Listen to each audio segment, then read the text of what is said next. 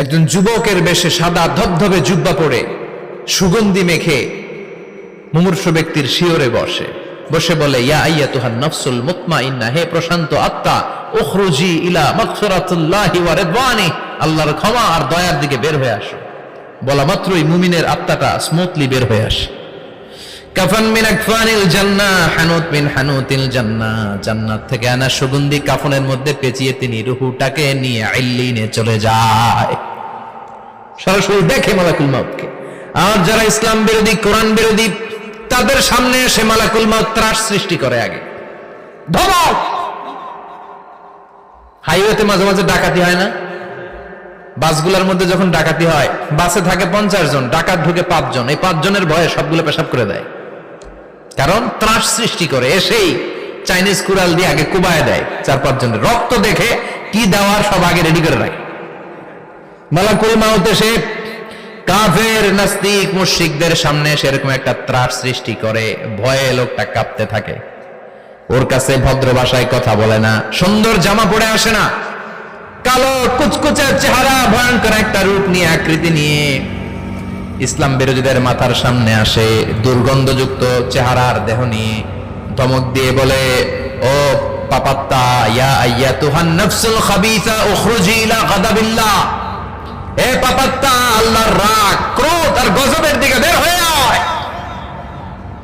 মুমিনের আত্মা বলার সাথে সাথে যেমনি মুমিনের দেহ থেকে বের হয়ে জান্নাতি কাফনের ভেতরে ঢুকে, কাফেরদের আত্মাও কি এরকম তাড়াতাড়ি বেরোতে চায় নাকি? কাফেরদের আত্মা বেরোতে চায় না। ডানে দৌড়, বায়ে দৌড়, সামনে দৌড়, পেছনে দৌড়, আহা, দৌড়াদৌড়ি করে। মালাকুল মাউত এটাকে টেনে হিচড়ে, একটা জীবিত ছাগলকে জবাই না করে তার চামড়া উল্টার দিকে টেনে হিচড়ে বের করলে ছাগলটা যত কষ্ট পায়, এর চেয়ে কমসে কম 70 গুণ বেশি কষ্ট দিয়ে কাফের, মুশরিক আর গাদ্দারদের রূহ কবজ করা হয়। আল্লাহ, এই পরিস্থিতি থেকে তুমি আমাদের বাঁচাও। মুমিনদের রূহ যেমনি কবজ হয়, ওইভাবে রূহ কবজের ব্যবস্থা করে দিও। ঈমানের মৃত্যু নসিব করে দিও, শাহিদি মৃত্যু নসিব করে দিও।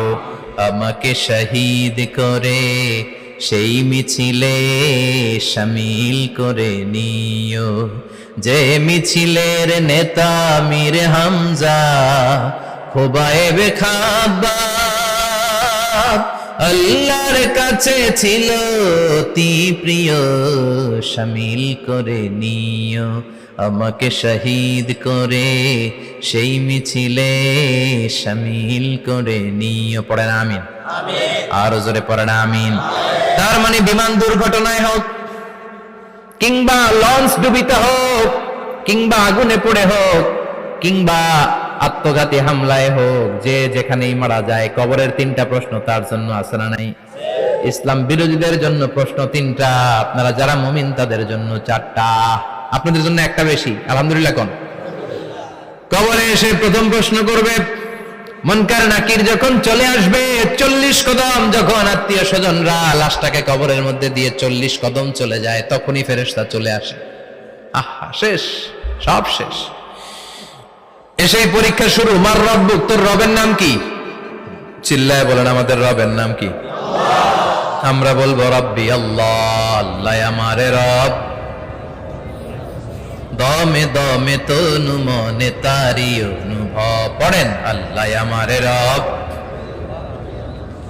তোমার দুনিয়াতে আমি যেদিকে তাকাই, অথই নিয়ামতে ডুবে আছি সবাই। পাখপাখালির গানে শুনি তসবিহ কল রব, তসবিহ কল রব, আল্লাহ আমারে রব। প্রথম প্রশ্ন, তোমার রব কে? আমরা বলবো আমাদের রব আল্লাহ। দ্বিতীয় প্রশ্ন, ওমা দীনুক, তোমার ধর্মের নাম কি? আমরা কি বলবো? তৃতীয় প্রশ্ন, বিশ্বনবীর চেহারা দেখিয়ে বলা হবে, আতারিফু হাদার রাজুল, এই লোকটারে চিনো নাকি? আমরা বলবো চিনি, আমাদের প্রাণের নবী, ঠিক কি না? চাঁদের চেয়ে সুন্দর তুমি নবী আমার কামলিওয়ালা, দু জাহানের বাদশাহ তুমি প্যারা নবী সাল্লে আলা, চাঁদের চেয়ে সুন্দর তুমি নবী আমার কামলিওয়ালা, ঠিক কি না? 3টা প্রশ্নের যথাযথ উত্তর যখন দিয়ে দিলেন, আপনার জন্য অতিরিক্ত আরেকটা প্রশ্ন করা হবে, ওয়ামা ইলমুক, তোমার নলেজ কি? তিনটা প্রশ্নের উত্তর যে তুমি করতে পারলা, কিভাবে পারলা, কেমনে জানলা? নকল করে বলছো নাকি জেনে বুঝে আসছো? নকল হয় না? এখন তো পরীক্ষা চলতেছে বোধহয়। কি পরীক্ষা? এসএসসি পরীক্ষা। নকল হয়? কৃষ্ণপুরে নকল নাই না? এখন মনে হয় এগুলো একটু কমছে। একটা সময় ছিল অনেক নকল হইতো। পাঞ্জাবের ভিতরে নকল, পকেটে নকল, টুপির ভিতরে নকল, মৌজার ভিতরেও নকল। এমনকি মেয়েরাও নকল করে পরীক্ষার হলে আসে না নাই? স্কেলের মধ্যে লিখে নিয়ে যায়, হাতের মধ্যে লিখে নিয়ে যায়, ওড়নায় লিখে নিয়ে যায়, কাপড়ে লিখে নিয়ে যায়, আসে না নাই? ফেরেশতারা বলবে নকল করছো নাকি? কেমনে জানলা? তিনটা প্রশ্নের উত্তর তুমি কেমনে বললা? আল্লাহ তোমার রব, ইসলাম তোমার ধর্ম, এই লোকটা বিশ্বনবী, কেমনে চিনলা? আপনাকে তখন বলতে হবে আমি কোরআন থেকে শিখেছি, আমি হাদিস থেকে শিখেছি, আমি ইসলাম জেনে বুঝে মেনেছি, আমি আন্দাজে কোথাও ঘুরি নাই। চিল্লা এখন ঠিক কিনা? আপনাকে বলতে হবে। এজন্য শিখতে হবে, প্রতিনিয়ত ইসলাম সম্পর্কে জানতে হবে, আখের গোছাতে হবে, জীবনটাকে আলোকিত করতে হবে। চিল্লায় বলেন ঠিক কিনা? চারটা প্রশ্নই যখন হয়ে গেল, ফেরেশতারা বলবে আহলান ওয়া সাহলান ওয়া মারহাবান বিক, খোশামদেদ, কংগ্রাচুলেশন, খোশামদেদ, কংগ্রাচুলেশন। সব প্রশ্নের উত্তর তুমি পেরেছো। ফায়ুফসাহু লাহু কবরুহু ৭০ যিরান, আপনার কবরটারে ৭০ হাত লম্বা করে দেয়া হবে। ওয়া ইফতাহু লাহু বাবুন ইলাল জান্নাহ, আপনার কবর থেকে জান্নাতের দিকে দরজা খুলে দেয়া হবে। ওয়া ইউলবাসু মিন লিবাসি আহলিল জান্নাহ, জান্নাতের দুইটা রেশমি কাপড়ের পোশাক এনে আপনারে পরিয়ে দেয়া হবে।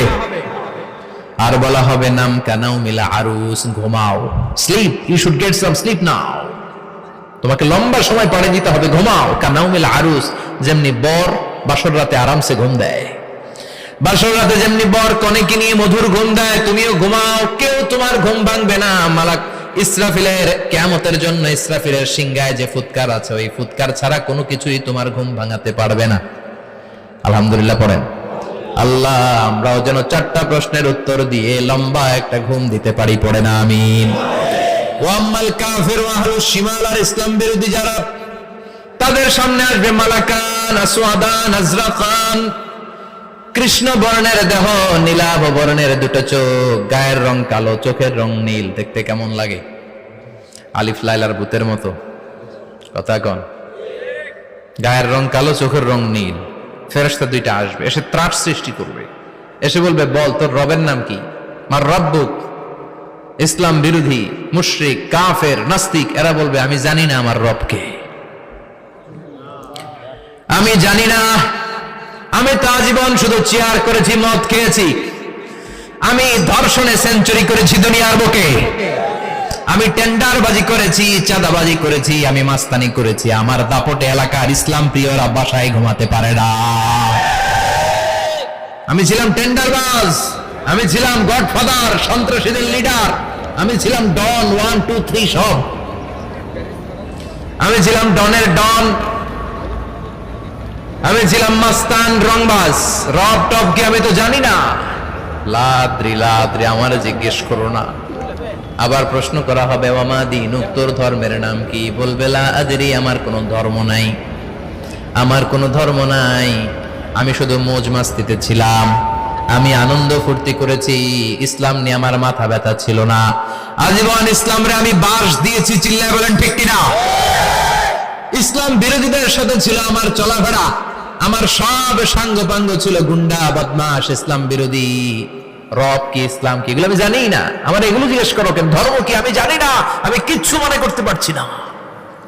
3 নাম্বার প্রশ্ন করা হবে আতারিফু হাযার রাজুল, দেখো তো এই লোকটারে চিনো কিনা? কয় না, চিনি না, তবে মনে হয় এই লোকটারে দুনিয়ার বুকে আমি গালি দিতাম, এই লোকটার বিরোধিতা করতাম, ব্লগের মধ্যে এই লোকটার ব্যাপারে কুৎসা রটনা করতাম, এই লোকটার কার্টুন বানিয়ে আমি হিংসা ছড়িয়ে দিতাম, এই লোকটার ব্যাপারে আমি এলাকার মধ্যে অপপ্রচার চালাতাম।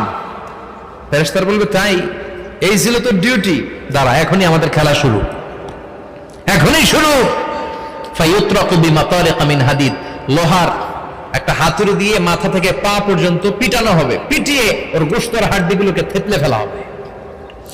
ওয়ায়ুকালু লিল আরদি ইলতাইমি, কবরের দুই পাশের মাটিরে বলা হবে এবার দুই দিক থেকে তোরা চাপ দে। চাপ দেয়া হবে, ধাক্কাধাক্কি করেও সে সুবিধা করতে পারবে না। মাটি আস্তে আস্তে আস্তে আস্তে দেহের দুই দিকে লেগে এমন জোরে দুইটা চাপ দিবে, ফাতাখতালিফা আদলাউহু, তার ডান পাশের পাঁজরের হাড্ডি বাম দিকে ঢুকে যাবে, বাম দিকের হাড্ডি ডানে চলে যাবে। বিশ্বনবী বললেন